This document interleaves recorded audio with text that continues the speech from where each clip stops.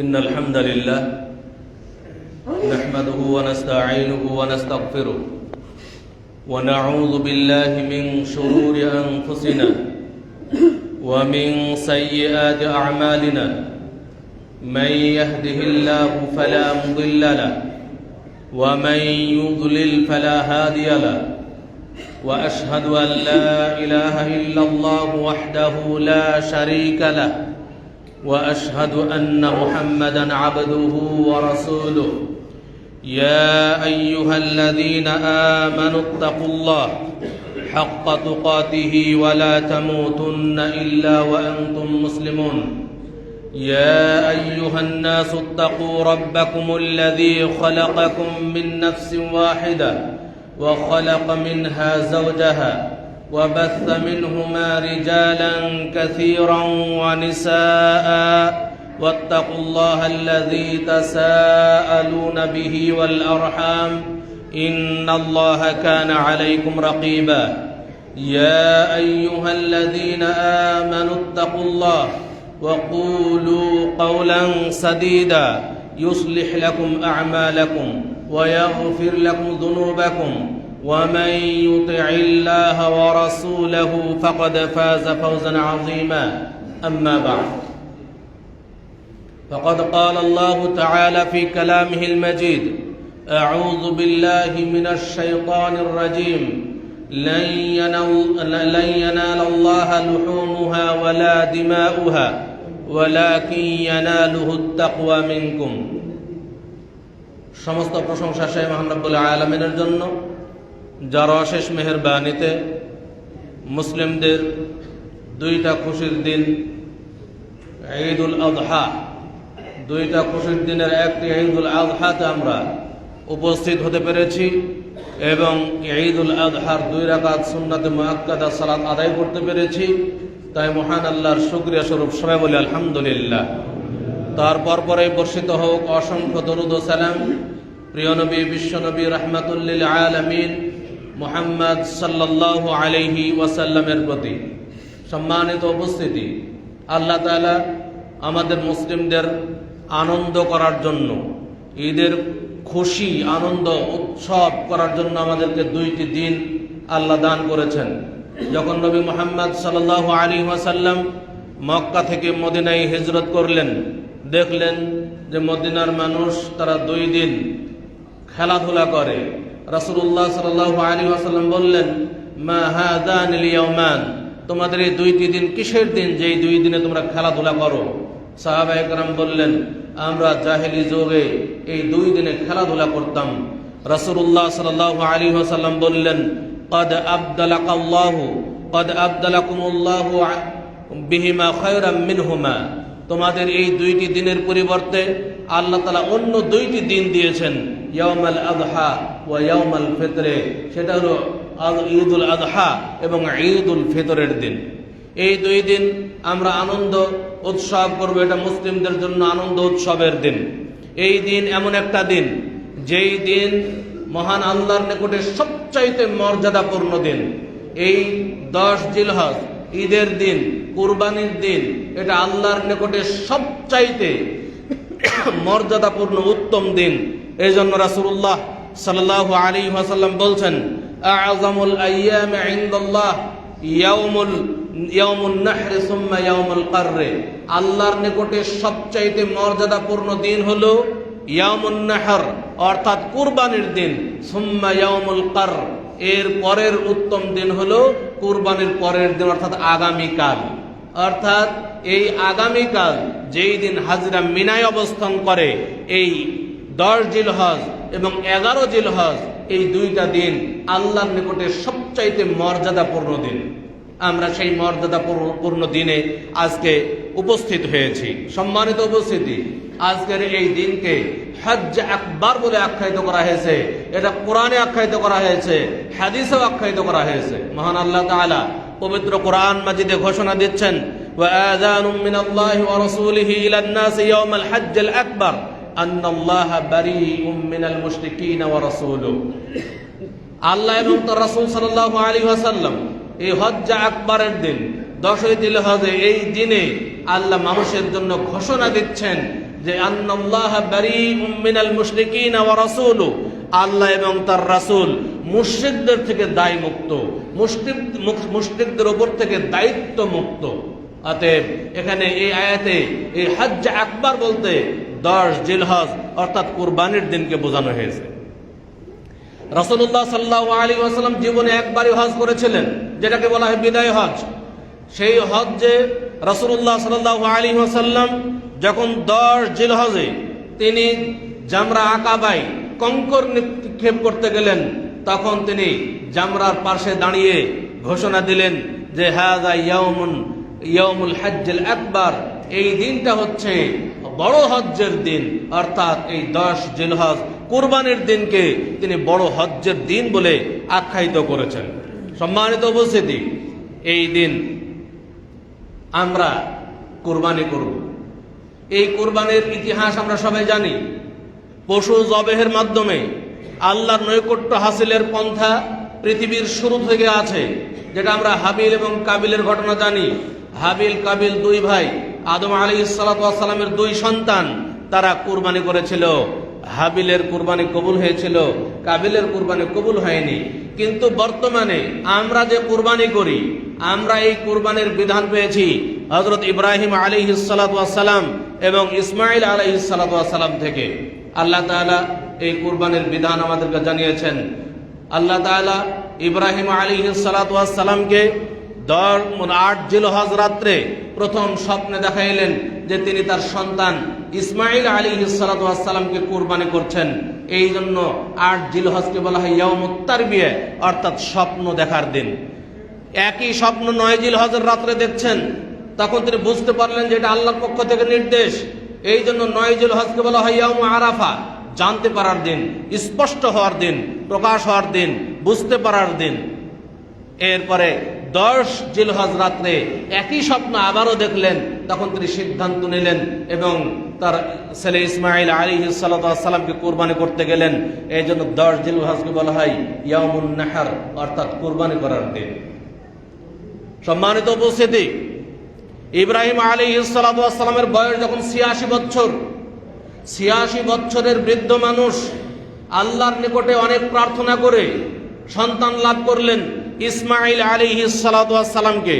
সেই ইসমাঈল আলাইহিস সালাতু ওয়াস সালাম আস্তে আস্তে বড় হলেন। যখন প্রায় 12-13 বছর বয়স, যখন পিতা ইব্রাহিম আলাইহিস সালাতু ওয়াস সালামের সাথে চলাচলের বয়সে উপনীত হলেন, তখন আল্লাহ তাআলা এই স্বপ্নে দেখাইলেন ইব্রাহিম আলাইহিস সালাতু ওয়াস সালাম তিনি চাইলে তার সন্তান ছোট ছেলে তাকে ধরে নিয়ে গিয়ে কুরবানি করতে পারতেন, কিন্তু তা করলেন না, বরং তার ছেলের মতামত যাচাই করলেন। ইব্রাহিম আলাইহিস সালাতু ওয়াস সালাম বললেন, ইয়া বুনাইয়া ইন্নী আরা ফিল মানামি আন্নী আযবাহুকা, আমি স্বপ্নে দেখছি যে আমি তোমাকে কুরবানি করছি। ফানজুর মাযা তারা, তুমি কি মনে করো, তোমার মতামতটা কি, এটা আমাকে জানাও।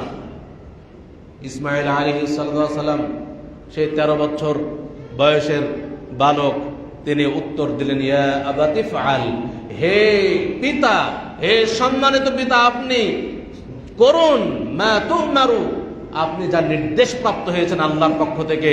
যেহেতু এটা আল্লাহর নির্দেশ, অতএব আপনি আপনার আল্লাহর নির্দেশ পালন করুন। সাতাজিদুনি ইনশাআল্লাহু মিনাস সাবিরিন, ইনশাআল্লাহ আল্লাহ চাহে তো আমাকে ধৈর্যশীলদের অন্তর্ভুক্ত পাবেন। সুবহানাল্লাহ। আমরা যদি এই ইতিহাসটাকে একটু অন্তর থেকে উপলব্ধি করতে পারতাম, তাহলে আমাদের কুরবানি সার্থক হতো। ইব্রাহিম আলাইহিস সালাতু ওয়াস সালাম তার সন্তান ইসমাঈল আলাইহিস সালাতু ওয়াস সালামকে নিয়ে গেলেন কুরবানি করবেন। যখন তাকে কাঁধ করে শুয়ে দিলেন কুরবানি করবেন, এমত অবস্থায় আল্লাহ তাআলা ডাক দিলেন, ওয়া নাদাইনাহু আইয়া ইব্রাহিম, হে ইব্রাহিম, কদ সাদাকতার রুইয়া, তুমি তোমার স্বপ্নকে সত্যে পরিণত করেছো। আমি চাইনি যে তুমি তোমার সন্তানকে কুরবানি করো, এটা আমি চাইনি।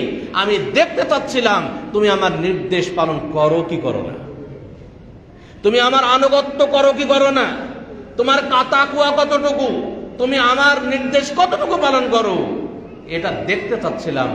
ইব্রাহিম আলাইহিস সালাতু ওয়াস সালাম একটা বারের জন্য বলেননি যে হে আল্লাহ, তুমি এমন কি নির্দেশ দিলে সেটা আমি পালন করতে পারবো না, তুমি অন্য কোনো নির্দেশ দাও।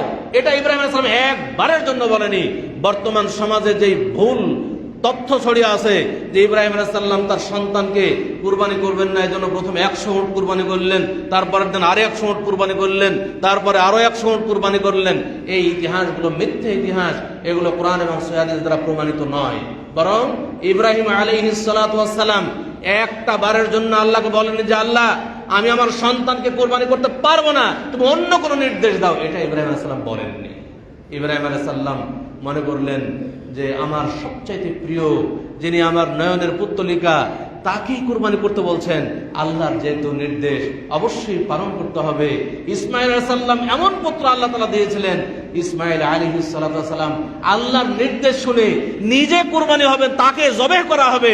তিনি বলছেন কতটুকু আল্লাহর আনুগত্যশীল হলে এই কথা বলতে পারে যে ইয়া আবাতি ফাআল মা তু'মারু সাতাজুদিন ইনশাআল্লাহু মিনাস সাবিরিন। হে আমার সম্মানিত পিতা, আপনি পালন করুন, আপনার আল্লাহর নির্দেশ পালন করুন, আপনি আমাকে ধৈর্যশীলদের মধ্যে পাবেন। এত কত আনুগত্যশীল হলে এমন কথা বলতে পারে। বর্তমান জামানায় যদি এ ধরনের কোনো নির্দেশ আসে, আমাদের সন্তানরা পালিয়ে চলে যাবে, খুঁজেই পাওয়া যাবে না। কিন্তু ইসমাইল আলাইহিস সালাম বুঝলেন এটা আল্লাহর নির্দেশ, অতএব আল্লাহর নির্দেশ পালন করতে হবে। তিনি তার বাবাকে উৎসাহ দিলেন, নির্ভয় দিলেন, হে পিতা তুমি আমাকে কুরবানি করো, কোনো সমস্যা নাই, আমি ধৈর্যশীল থাকবো, যেহেতু এটা আল্লাহর নির্দেশ। সম্মানিত উপস্থিতি, আমরা যদি ইব্রাহিম আলাইহিস সালাম এবং ইসমাইল আলাইহিস সালামের এই আনুগত্য উপলব্ধি করতে পারতাম, তাহলে আমাদের দ্বারা পাপ হতো না।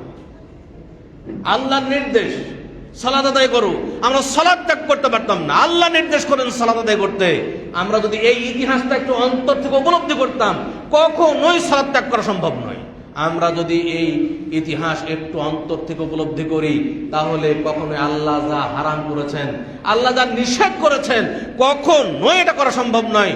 কিন্তু আমরা এগুলো উপলব্ধি করি না। এখন বর্তমান জামানায় কুরবানি হয়েছে এক আনুষ্ঠানিকতা, যা এই কুরবানির ইতিহাস আমরা উপলব্ধি করি না। এখন মনে হচ্ছে যে পশু জবে করলেই কুরবানি হবে। জি না, আল্লাহ তাআলা পশু জবে দেখতে চাচ্ছেন না। আল্লাহ দেখতে চাচ্ছেন আমাদের তাকওয়া। কুরবানির মূল উদ্দেশ্যই হচ্ছে তাকওয়া।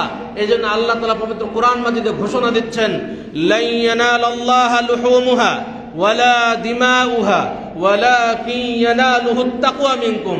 আল্লাহ তাআলা তোমাদের কুরবানির পশুর, আল্লাহর নিকটে তোমাদের কুরবানির পশুর গোশত পৌঁছে না, কুরবানির পশুর রক্ত পৌঁছে না, ওয়ালাকিন ইয়ানালুহুত তাকওয়া মিনকুম, কিন্তু আল্লাহর নিকটে পৌঁছে তোমাদের তাকওয়া। তোমরা কি তাকওয়ার ভিত্তিতে, কোন নিয়তে কুরবানি করছো, এটাই আল্লাহর নিকটে পৌঁছে। সম্মানিত উপস্থিতি, আমরা আজকে আর কিছু সময় পরে কুরবানি করব। আমরা কুরবানির পশু ক্রয় করেছি, আমাদের অন্তরকে একটু খালেস করি। আমরা আল্লাহ নির্দেশ দিয়েছেন, এই কুরবানির বিধান আল্লাহ তাআলা আমাদের পরবর্তী মানুষদের জন্য রেখে দিয়েছেন। আল্লাহর নির্দেশ পালনের জন্য আমরা কুরবানি করব।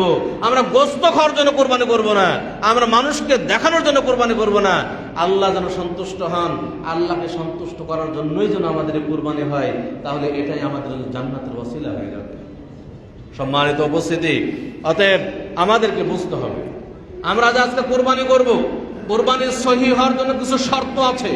সেই শর্তগুলোর প্রতি লক্ষ্য রেখে কুরবানি করতে হবে।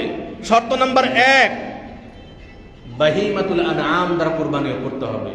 বাহিমাতুল আনআম কি? বাহিমাতুল আনআম হচ্ছে উট, গরু, ছাগল, ভেড়া, দুম্বা, এগুলো এর অন্তর্ভুক্ত। এর বাইরে অন্য কোনো পশু দিয়ে কুরবানি করা যাবে না। উট, গরু, ছাগল, ভেড়া, দুম্বা, এর বাইরে অন্য কোনো পশু দিয়ে কুরবানি করবেন না। এগুলো হচ্ছে বাহিমাতুল আনআম।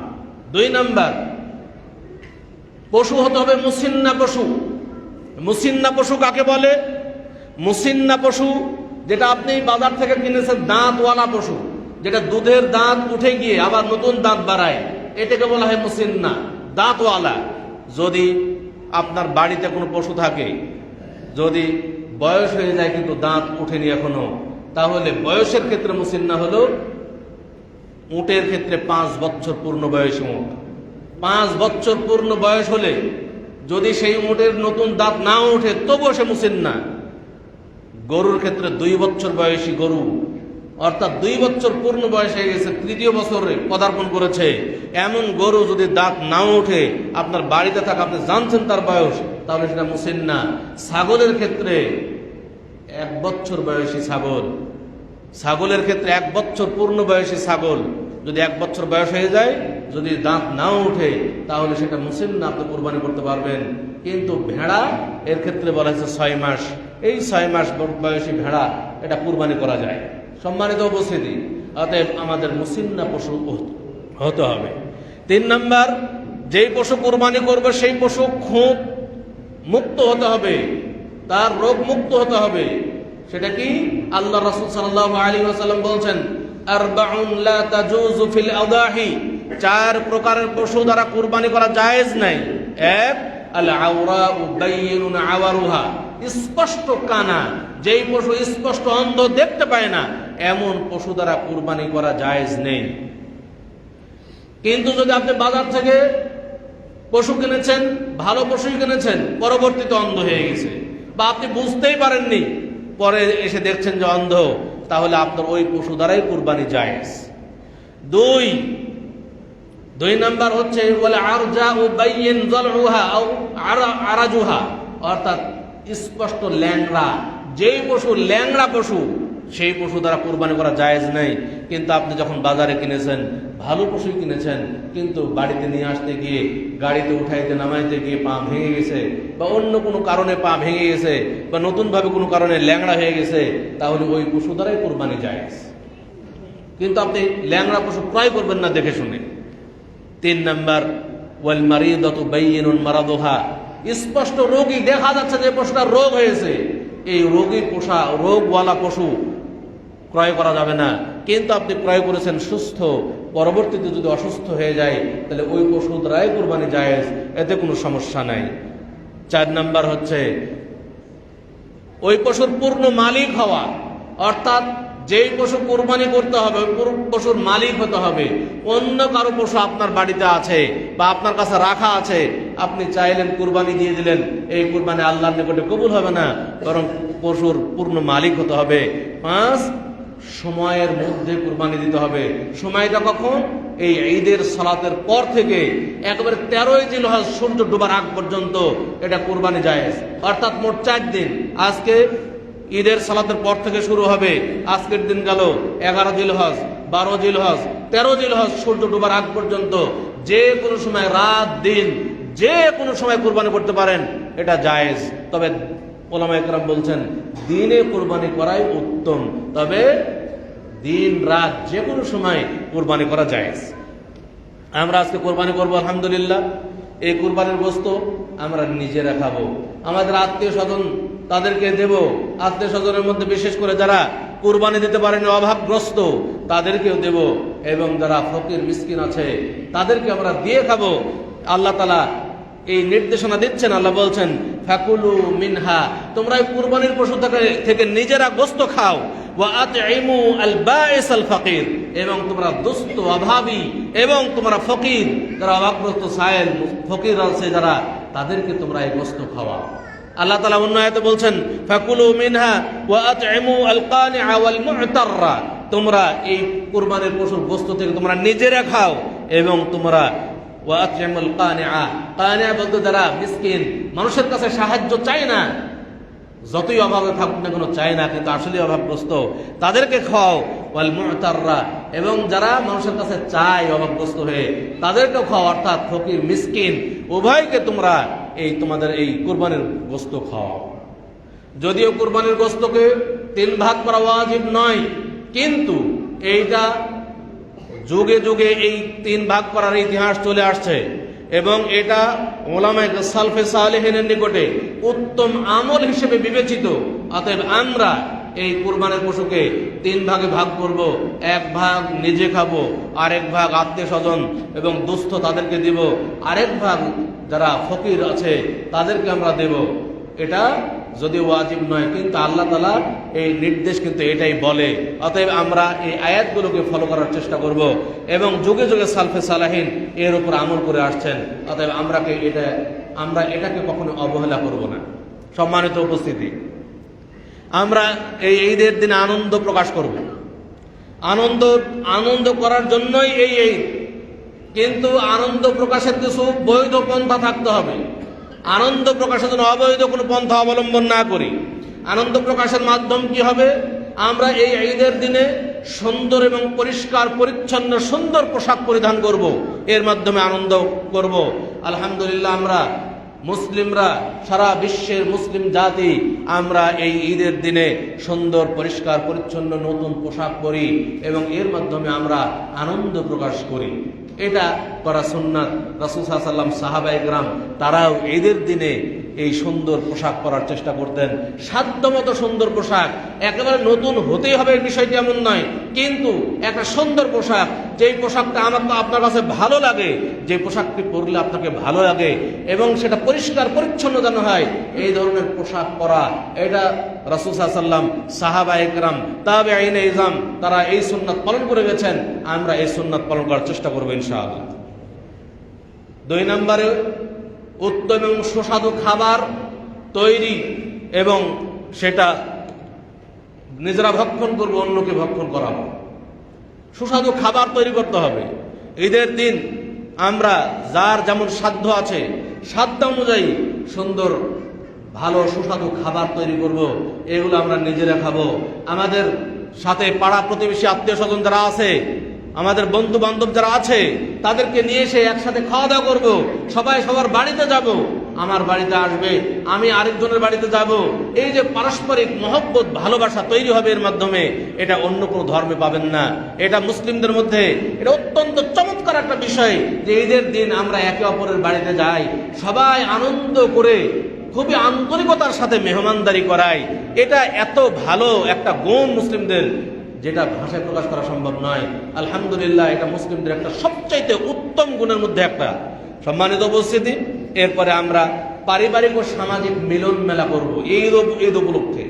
আমরা যদি এই ঈদ পুনর্মিলনী, এটা মুসলিমদের একটা ঐতিহ্য, ঈদ পুনর্মিলনী, ঈদ উপলক্ষে আমরা বিভিন্ন পরিবার এক জায়গায় হলাম, বিভিন্ন আনন্দ উৎসব করা হলো। আমার পরিবার এক জায়গায় গেল, আরেকজনের পরিবার আমার বাসায় আসলো। এই যে আনন্দ উৎসব এর মাধ্যমে করা হয়, এটা বৈধ উৎসব, এটা করা উচিত আমাদের। এবং উপহার বিনিময় করা, আল্লাহর রাসূল সাল্লাল্লাহু আলাইহি ওয়াসাল্লাম বলছেন, তাহা দাও, তোমরা হাদিয়া দাও বেশি বেশি, তাহাব্বু, তাহলে তোমাদের মধ্যে পারস্পরিক ভালোবাসা মহব্বত তৈরি হবে। অতএব হাদিয়া দেওয়া, এটা রাসূলুল্লাহ সাল্লাল্লাহু আলাইহি ওয়াসাল্লামের একটা গুণাবলী এবং তিনি নির্দেশ দিয়েছেন একে অপরকে হাদিয়া দিতে। অতএব আমরা যদি একে অপরকে হাদিয়া দেই ঈদ উপলক্ষে, আমরা যদি গরিবদেরকে বিভিন্ন হাদিয়া দেই, তাহলে আমাদের মধ্যে পারস্পরিক একটা ভ্রাতৃত্ব বোধ তৈরি হবে এবং এটা মুসলিমদের একটা দৃঢ় শক্তি তৈরি হবে এর মাধ্যমে। এটা খুবই উন্নত গুণাবলীর মধ্যে একটি। অতএব আমরা পরস্পরে হাদিয়া দেওয়ার চেষ্টা করবো ইনশাআল্লাহ। এবং আমরা এই ঈদের দিনে বৈধ বিনোদন করতে পারি, খেলাধুলা করতে পারি। আমরা বিভিন্ন খেলাধুলা, যেটার মধ্যে শারীরিক ব্যায়াম রয়েছে, এই খেলাধুলার মাধ্যমে আমরা আনন্দ উৎসব করতে পারি। কিন্তু বর্তমান জামানায় খেলাধুলার মাধ্যমে আনন্দ উৎসব খুব কম হয়। আনন্দ উৎসবের বহু অবৈধ পন্থা আমরা অবলম্বন করি, যেটা একটু পরেই বলবো। এরপরে আমরা শুভেচ্ছা বিনিময় করব ঈদের দিনে। এর মাধ্যমে আমরা আনন্দ উৎসব করব। শুভেচ্ছা বিনিময়, যেটা হাদিসে এসেছে, আমরা সবাই বলবো তাকাব্বালাল্লাহু মিন্না ওয়া মিনকুম সালিহাল আমাল। এই যে সুন্দর দোয়া একে অপরের সাথে করব এবং একে অপরের মুসাফাহা করব। মুসাফাহা হচ্ছে সবচেয়ে বেস্ট এবং এটাই হাদিস দ্বারা প্রমাণিত। আমরা একে অপরে মুসাফাহা করব। কিন্তু মুআনাকার ব্যাপারে কিছু ইখতিলাফ হয়েছে। কিছু উলামায়ে কেরাম মুআনাকা, যেটা কোলাকুলি, এই কোলাকুলিকে কিছু উলামায়ে কেরাম নিষেধ করছেন। কিছু উলামায়ে কেরাম বলছেন যদি অন্য কোনো উদ্দেশ্য না থাকে তাহলে এটা বৈধ, জায়েজ। অতএব এটা জায়েজ হবে ঠিকই, কিন্তু সবচেয়ে উত্তম হলো মুসাফাহা। আমরা একে অপরের সাথে মুসাফাহা করব ইনশাআল্লাহ। মুআনাকা করা জায়েজ পর্যায়ে রাখবো, না জায়েজ নয় যদি অন্য কোনো উদ্দেশ্য না থাকে। এরপরে আমরা দরিদ্রদেরকে আমাদের এই ঈদের আনন্দে অংশীদার করব যে কোনোভাবে। আজকে আমাদের মধ্যে অনেক দরিদ্র আছে যারা কুরবানি করতে পারছে না, যারা, বিশেষ করে আমরা আজকে এই ঈদের দিনে স্মরণ করব ফিলিস্তিনের মুসলিম ভাইদের দিকে। ফিলিস্তিনের মুসলিম ভাইরা নিজেরাই খাবার পায় না, কুরবানি কি করে করবে? তাদের কুরবানি কেনার মতো টাকা, তাদের কাছে কোনো টাকা পয়সা নাই। কুরবানির পশু যাও দু চারটা দেখা যাচ্ছে, এত দাম যা কেনা সম্ভব নয়। সেই ঈদের দিনে আমরা সেই ফিলিস্তিনি মুসলিমদের জন্য প্রাণ খোলা অন্তর খোলা দোয়া করব, আল্লাহ তুমি এই ফিলিস্তিনি মুসলিম যারা আজকে অত্যন্ত অভাবগ্রস্ত, যারা আজকে অসহায়, তুমি তাদেরকে এর বিনিময়ে উত্তম প্রতিদান দান করো। ইহকালে উত্তম প্রতিদান দান করো, পরকালে উত্তম প্রতিদান দান করো। আল্লাহ তুমি তাদেরকে জান্নাত নসিব করো, জান্নাত দিয়ে তুমি তাদের এই দুঃখ কষ্ট ভুলিয়ে দিও। এই দোয়া আমরা সবাই করব, ফিলিস্তিনি সহ আরো বিশ্বের যত জায়গায় যত মুসলিম নির্যাতিত হচ্ছে সকল মুসলিমদের জন্য আজকে আমাদের পক্ষ থেকে এই দোয়া। আল্লাহ সকল মুসলিমকে তুমি এর বিনিময়ে উত্তম প্রতিদান দান করো, ইহকাল পরকালে তাদের কল্যাণ দান করো। সম্মানিত উপস্থিতি, এই ঈদের দিনে আমাদের জন্য বর্জনীয় কিছু বিষয় আছে, কিছু জিনিস আমাদের বর্জন করতে হবে। এক, বেপর্দা ও অবাধ মেলামেশা। আমাদের এই ঈদের দিনে দেখা যাবে আজকে বিকেলে বিভিন্ন জায়গায় বিভিন্ন পার্কে দেখা যাবে নারী পুরুষের অবাধ মেলামেশা, এবং আমাদের নারীরা মানে উলঙ্গ অর্ধনগ্ন পোশাকে তারা বাড়ি থেকে বের হবে। এটা অত্যন্ত অত্যন্ত ঘৃণিত গর্হিত কাজ, যেটা আমরা মুসলিমরা করি। মুসলিমদের একটা সুন্দর পোশাক দেওয়া হয়েছে, সুন্দর পোশাক পরলে নারীদেরকে ভালো লাগে, কিন্তু আজকে নারীরা পাশ্চাত্যের সেই সভ্যতাকে গ্রহণ করে তারা আজকে তাদের পোশাক ছোটখাটো করে দিয়েছে, আঁটো সাঁটো পোশাক পরে তারা বাইরে ঘুরে বেড়াচ্ছে। এটা তাদের জন্য ঈদের আনন্দ করতে গিয়ে বিভিন্ন ধরনের পাপে লিপ্ত হচ্ছে, এবং নারী পুরুষ সবাই, যুবক যুবতী বিশেষ করে দেখা যাচ্ছে বিভিন্ন সুইমিং পুলে তারা নারী পুরুষ যুবক যুবতী সবাই একসাথে গোসল করছে। এটা তাদের সামান্যতম যদি লজ্জাবোধ থাকে তাহলে এটা করতে পারতো না। এজন্য আল্লাহ রাসূল সাল্লাল্লাহু আলাইহি ওয়াসাল্লাম বলছেন, আল হায়াউ শু'বাতুম মিনাল ঈমান, লজ্জাশীলতা হচ্ছে ঈমানের একটা অংশ। লজ্জাশীল যদি না হয় তাহলে যে কোনো কাজ করতে পারে। অতএব আমাদের নারী পুরুষ সকলের একটু লজ্জাশীল হওয়া দরকার। লজ্জাশীলতা অনেক পাপ থেকে আমাদেরকে বাঁচিয়ে দেবে। অতএব আমরা একটু লজ্জাশীল হওয়ার চেষ্টা করি। সম্মানিত উপস্থিতি, এরপরে আমাদের আজকের এই ঈদের দিনে বাদ্যযন্ত্র গান বাজনা থেকে বিরত থাকতে হবে। ঈদের দিনে দেখা যায় বিভিন্ন জায়গায় বিভিন্ন গাড়িতে বড় বড় বক্স উঠিয়ে গান বাজিয়ে তারা ঘুরে বেড়ায়, আনন্দ উৎসব করে। এটা হারাম পন্থা। এই পন্থায় আনন্দ উৎসব করার অনুমতি ইসলাম দেয়নি। অতএব আমরা যদি মুসলিম হই, মুসলিম হিসেবে নিজেকে পরিচয় দেই, তাহলে এই ধরনের অন ইসলামিক কাজ যেন আমাদের দ্বারা না হয়। আমরা আনন্দ উৎসব করবো অন্যভাবে, কিন্তু আমরা যেন কোনো অবৈধ হারাম কাজে জড়িত হয়ে আনন্দ উৎসব না করি। হারাম কাজে জড়ানো যাবে না। 3 নম্বর বলবো যে অপচয় থেকে বেঁচে থাকতে হবে। ঈদের দিন বলেই অপচয় করবেন তা চলবে না। যতটুকু প্রয়োজন ততটুকু খরচ করতে হবে। যেখানে প্রয়োজন নেই অপ্রয়োজনীয় খরচ থেকে বেঁচে থাকতে হবে। হারাম পন্থায় যত, হারাম পথে যত ব্যয় হবে সেগুলো অপ্রয়োজনীয় ব্যয়। হারাম পথে ব্যয় করা যাবে না, হালাল পথে ব্যয় করতে হবে। অপচয় যেন আমাদের না হয় সেই ব্যাপারও আমাদের লক্ষ্য রাখতে হবে। এই ঈদের দিনে দেখা যায় ইবাদতে, ফরজ ইবাদতে ঘাটতি। আনন্দ উৎসব করতে করতে আমরা মনে হয় ফরজ সালাত আদায় করতে ভুলে যাই। মসজিদে জামাত চলছে, আনন্দ চলছে বিভিন্ন জায়গায়, জামাতে উপস্থিত পর্যন্ত আমাদের যুবকরা হয় না। এইটা কখনোই, এই আনন্দ উৎসব কখনো ইসলামিক হবে না, এটা অন ইসলামিক আনন্দ উৎসব। অতএব ফরজ ইবাদতের জন্য আমাদের ঘাটতি সৃষ্টি না হয়, এবং আমরা হারাম খাদ্য যেন আজকে বর্জন করি। আজকে ঈদের দিনে হারাম খাদ্য খাবো না। কিন্তু দেখা যায় আমাদের দ্বারা বিশেষ করে হেরোইনখোর, গাঞ্জাখোর, তারা তো আজকের দিনে আনন্দ উৎসব করে কেউ হেরোইন খাবে, কেউ গাঞ্জা খাবেন। আর বিড়ি সিগারেট খোর রাস্তাঘাটে বিড়ি মুখে নিয়ে ঘুরে বেড়াবেন, এটা চলবে না। আমরা যদি মুসলিম হই, যে কোনো মূল্যে এই হারাম খাদ্য বর্জন করতে হবে। আল্লাহ রাসূল সাল্লাল্লাহু আলাইহি ওয়াসাল্লাম বলছেন, লা ইয়াদখুলুল জান্নাতা জাসাদুন গুযিয়া বিল হারাম, ওই শরীর কখনোই জান্নাতে প্রবেশ করবে না যেই শরীর হারাম খাদ্য দিয়ে গঠিত। অতএব আমাদের হারাম খাদ্য যে কোনো মূল্যে বর্জন করতে হবে।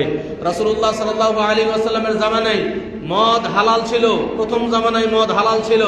যখন মদ হারাম হওয়ার আয়াত নাজিল হলো, সাহাবায়ে কেরাম যার বাড়িতে যত মদ ছিল সব মদগুলো নিয়ে গিয়ে রাস্তায় ঢেলে দিলেন। সেই দিনে মদিনার রাস্তায় এত পরিমাণে মদ ঢালা হয়েছিল যে মদিনার রাস্তা দিয়ে মদের স্রোত বয়ে গিয়েছিল। শুধু তাই নয়, মদ যেই পাত্রগুলোতে রাখা হতো সেই পাত্রগুলো ভেঙে ফেলার নির্দেশ দেওয়া হলো। সাহাবায়ে কেরাম সব পাত্র ভেঙে ফেললেন। শুধু তাই নয়, কিছু ইতিহাস পাওয়া যায়, কিছু সাহাবায়ে কেরাম মনে করলেন যে অল্প কিছু সময় আগেই তো আমি মদ পান করলাম, এখন তো মদ হারাম হয়ে গেছে, আমি তো এই 5 মিনিট আগে মদ পান করলাম, এখনো তো এটা হজম হয়নি, আমার পেটের মধ্যে হারাম থাকতেই পারে না, মুখের মধ্যে হাত ঢুকে বমন করে দিয়েছেন। এই তো ঈমান, এটা হচ্ছে ঈমান। আমাদের এই ঈমান মজবুত করতে হবে। আমরা এমন হয়েছি যে আমরা আমাদের এই বিষয়গুলো লক্ষ্য রাখি না, আমরা পরকালকে ভয় করি না, আমরা জাহান্নামকে ভয় করি না। জাহান্নামের শাস্তিকে আমাদের অন্তর থেকে ভয় করা দরকার। যদি আমরা অন্তর থেকে জাহান্নামের শাস্তিকে ভয় করতে পারি, তাহলেই কিন্তু আমাদের এই ঈদের আনন্দ সার্থক হবে। আজকে এই ঈদের দিনে আমরা ধনী গরিব সবাই কাঁধে কাঁধ মিলিয়ে একসাথে ঈদের আনন্দ করব। মুসলিমদের মধ্যে যে ধনী গরিব ছোট বড় এর মধ্যে কোনো ভেদাভেদ নাই, তা আমরা কিন্তু প্রমাণ করে দিই আমাদের ঈদের মাধ্যমে। আলহামদুলিল্লাহ, এটা প্রমাণ করতে হবে। গরিবদের মধ্যে অনেক অসহায় গরিব ব্যক্তি আছে যারা আজকের দিনে হয়তো তাদের বাড়িতে খাবার নেই। আজকে অপচয় না করে, আজকে যদি অপচয় আমরা না করে আমাদের এই টাকাটি, আমাদের এই সম্পদ যদি গরিব মিসকিন ফকির মিসকিনদের বাড়িতে পৌঁছে দেই, তারা যদি এই ঈদের আনন্দে শরীক হতে পারে, কিছু ভালো খাবার তৈরি করতে পারে, এটা যদি দেই, এটাই কিন্তু আমাদের জন্য জান্নাতের ওসিলা হয়ে যাবে। আমাদের অর্থ সম্পদ আছে বলেই এমন কাজে ব্যয় না করি যেই কাজে ব্যয় করা হারাম করা হয়েছে। সম্মানিত উপস্থিতি, আজকের এই ঈদের দিনে আমরা আল্লাহকে স্মরণ করব, আল্লাহর জিকির করব। সবসময় ঈদের আনন্দ করতে করতে যেন আল্লাহকে আমরা না ভুলে যাই, আল্লাহর জিকির করব। রাসূলুল্লাহ সাল্লাল্লাহু আলাইহি ওয়াসাল্লাম বলছেন, আফদালু যিকরি লা ইলাহা ইল্লাল্লাহ, সর্বোত্তম জিকির হচ্ছে লা ইলাহা ইল্লাল্লাহ। আমরা চলতে ফিরতে উঠতে বসতে আমরা সবসময় লা ইলাহা ইল্লাল্লাহ বলবো। রাসূলুল্লাহ সাল্লাল্লাহু আলাইহি ওয়াসাল্লাম বলছেন, মান কানা আখিরু কালামিহি লা ইলাহা ইল্লাল্লাহ দাখালাল জান্নাহ, যার শেষ কালেমা হবে লা ইলাহা ইল্লাল্লাহ, সে জান্নাতে প্রবেশ করবে। আজকে ঈদের আনন্দ করতে করতেই অনেক মানুষ বিদায় হয়ে যেতে পারে। আজকে ঈদের দিনে আমার বিদায় ঘন্টা বেজে যেতে পারে, আমাকে দুনিয়া থেকে বিদায় হতে পারে। এই মৃত্যুকে সবসময় বেশি বেশি স্মরণ করব। যে কোনো মুহূর্তে আমার মৃত্যু চলে আসতে পারে। এই জন্য এই মৃত্যুকে যদি কেউ বেশি বেশি স্মরণ করে, তার দ্বারা পাপ কাজ হওয়া কঠিন। সে সবসময় মনে করবে, আমি যদি এই পাপ করতে করতে আমার মৃত্যু চলে আসে, আমার মুখে সিগারেট থাকতে থাকতে যদি আমার মৃত্যু চলে আসে, আমার মুখে জর্দা থাকতে থাকতে যদি আমার মৃত্যু চলে আসে, আমার মুখে হেরোইন গাঁজা থাকতে থাকতে যদি আমার মৃত্যু চলে আসে, তাহলে হবে কি? এই কথা যদি কেউ অন্তর থেকে উপলব্ধি করে, কেউ অন্তর থেকে যদি সেটা স্মরণ করে, তাহলে কিন্তু সে পাপ কাজ থেকে বাঁচতে পারবে, আল্লাহর আনুগত্যশীল বান্দা হতে পারবে। আল্লাহ তাআলা আমাদের সকলকে এই ঈদের আনন্দ ভাগাভাগি করে নেওয়ার তৌফিক দান করুন। আল্লাহ তাআলা আমাদের সকলকেই যেন এই ঈদের দিনে বৈধ পন্থায় ঈদ আনন্দ করার তৌফিক দান করুন। আল্লাহ তাআলা আমাদের সকলকেই পারস্পরিক ভেদাভেদ ভুলে গিয়ে সবাইকে ক্ষমা করার তৌফিক দান করুন। আমরা যেন আজকের এই ঈদের দিনে প্রতিজ্ঞা নেই যে আজকে আমরা সবাই তাকওয়াশীল হব, আল্লাহকে ভয় করব, আমরা আল্লাহর শাস্তিকে ভয় করব। আমরা এই ভয় অন্তরে যেন জাগ্রত হয়, একেবারে অন্তর থেকে যেন আমরা আল্লাহকে ভয় করতে পারি। এই ভয় যেন আল্লাহ তাআলা আমাদের অন্তরে জাগ্রত করেন, এই তৌফিক আল্লাহ তাআলা আমাদেরকে দান করুন। আমিন। আজকে যারা এই মসজিদে নারী পুরুষ সবাই ঈদের জামাতে উপস্থিত হয়েছেন, সকলের সুস্বাস্থ্য কামনা করছি। আল্লাহ তুমি আমাদেরকে সকলকেই, অনেক রোগাক্রান্ত সকলকে সুস্থ করে দাও। আল্লাহ তুমি আমাদের মধ্যে থেকে অনেক মানুষ বিদায় নিয়েছে, তাদেরকে তুমি তাদের সকল গুনাহ খাতা ক্ষমা করে তুমি তাদেরকে জান্নাত নসিব করো। আজকে আমাদের মধ্যে অনেকেই মেডিকেলে আছে, সবাইকে তুমি সুস্থতা দান করো। এবং আমাদের মধ্যে যারা এখনো তাকওয়াশীল হতে পারেনি, আল্লাহ আমাদের সকলকে তুমি তাকওয়াশীল হওয়ার তৌফিক দান করুন, একমাত্র জান্নাতি বান্দা হওয়ার তৌফিক দান করুন। আল্লাহুম্মা আ'ইজ্জাল ইসলাম ওয়াল মুসলিমিন ওয়া আযিল্লাশ শিরকা ওয়াল মুশরিকিন ওয়া দাম্মির আ'দাআকা আ'দা'আদ-দ্বীন। আল্লাহুম্মা ইগফির লিল মুমিনিনা ওয়াল মুমিনাত ওয়াল মুসলিমিনা ওয়াল মুসলিমাত الأحياء منهم والأموات. اللهم إنا نسألك الهدى والتقى والعفاف والغنى. اللهم إنا نسألك الهدى والتقى والعفاف والغنى. اللهم إنا نسألك الهدى والتقى والعفاف والغنى. اللهم إنا نعوذ بك من الكفر والفقر ومن عذاب القبر لا إله إلا أنت.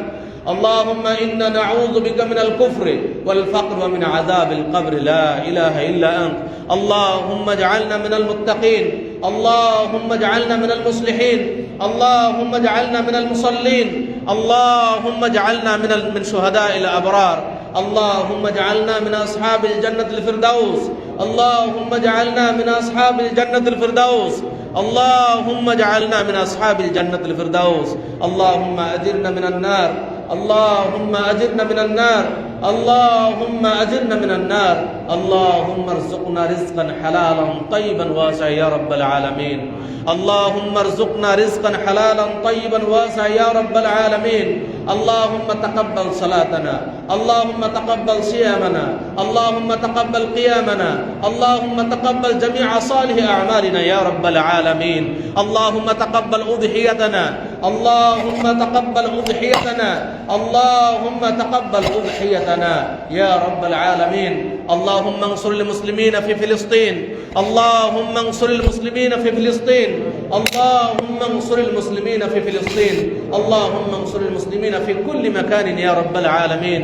ربنا آتنا في الدنيا حسنة وفي الآخرة حسنة وقنا عذاب النار. عباد الله، إن الله يأمر بالعدل والإحسان وإيتاء ذي القربى وينهى عن الفحشاء والمنكر والبغي يعظكم لعلكم تذكرون. فاذكروا الله يذكركم واشكروه على نعمه يزدكم ولذكر الله أكبر والله يعلم ما تصنعون.